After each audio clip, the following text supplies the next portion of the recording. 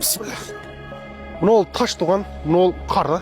Ай мұздақ, бұл дағы ай мұздақ. Бұл ай қату да. Туғандар азырқы учурда ушунчалык жан дүйнөсү, мыкаачы жан дүйнөсү томуп калган мусулман бир туғандар, мырзалар бар да. Астагфирулла дейсин көрүп алып турчу. Муну не себептен айттым туғандар? Азыркы учурда улууну, урматтоо деген нерсе жок да. Көчүнө ишенип, бирөөнү мыкаачылык менен жыгат жабат. Октата жабат, арматура менен дагы жыгат жабат, жолу болсо атып салат. Мону кылып жанчып аябай мыкаачылык менен уруп тепкилейт да. Буган Аллах Таала мыкаачыларга кыяматта эч качан ырайым кылбайт. Алланын мыкаачылыгынан, Алланын карынан сактаныңыз. Сиз коомго ушунчалык чоң зыяныңызды тийгизип атасыз да. Сиз ушунчалык келечек муунга ушунчалык зыяныңызды тийгизип атасыз. Сизди көрүп жаш бала чыгат эртең. Мен дагы ушундай авторитет болушум керек. Мен дагы ушундай спортсмен болушум керек. Ушунчалык денелерди мондой кылып. Чыныгы күч билекте эмес.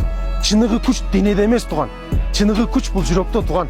Сен бирөөгө ырайымдуулук кыл, кечиримдүүлүк кыл.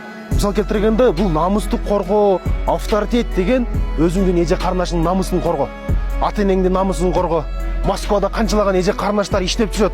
Мына ошолорду иштетпей, өзүң жубайлык калып, аларды үйдө, аларга жакшы мамиле кылып, аларга көңүл буруп, алардын укугун коргогондук, мына ошол намысты коргогондук, мына ошол баатырлык, мына ошол чыныгы патриоттулук туган. Сиз мына жерге Кыргызстан жол болсо атканда Кыргызстандын желегине коюп алып, ушунчалык авторитет жүргөнүңүз бул бестулуктан мындайча айткандачы.